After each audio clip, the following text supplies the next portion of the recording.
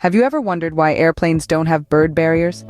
A bird strike, a collision between a bird and an airplane, might seem like a minor inconvenience, but it's a serious concern for the aviation industry. These incidents can potentially lead to engine failure, emergency landings, and in rare cases, even fatal accidents. In fact, bird strikes happen more often than you might think.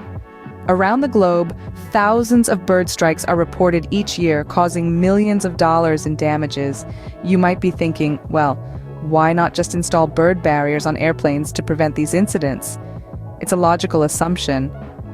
After all, we put screens on our windows to keep insects out of our homes, so why not do something similar for airplanes to keep the birds away? Sounds simple enough, right? Well, not quite. Let's delve deeper into why this isn't the case. To understand why airplanes don't have bird barriers, it's important to first understand the physics behind how airplanes fly.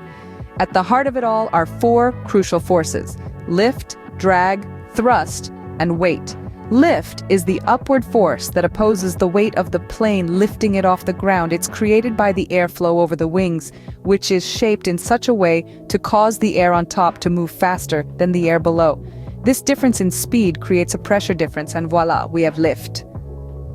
Now, thrust propels the airplane forward, countering drag, which tries to slow it down. The balance of these four forces allows the plane to soar through the skies. But here's the crux. Maintaining smooth, uninterrupted airflow over the wings is absolutely essential for creating lift. So, any obstruction to the airflow can potentially disrupt an airplane's ability to fly. And that's where the issue with bird barriers comes in. So why don't we just put bird barriers on airplanes to prevent bird strikes? This question might seem straightforward, but the answer is more complicated than you might think. Firstly, bird barriers could potentially disrupt the crucial airflow around the aircraft. Airplanes rely on smooth airflow to maintain lift and control. Any disruptions to this flow could compromise the plane's stability and safety. Secondly, adding bird barriers would introduce extra weight to the aircraft. This would not only increase fuel consumption, but could also affect the balance and maneuverability of the plane. Finally, for a bird barrier to be effective, it would have to be incredibly strong to withstand the impact of a bird hitting it at high speeds. This would mean using heavy, robust materials, which again adds to the weight problem. Moreover, such a barrier could potentially become a projectile itself in case of a collision, posing an additional risk. So, while bird barriers might seem like a good idea in theory, in practice, they're just not feasible. So, if bird barriers aren't the solution, what is? Well, mitigating bird strikes isn't as simple as installing a physical barrier. It requires a multifaceted approach, incorporating a variety of strategies. One such strategy is habitat management around airports.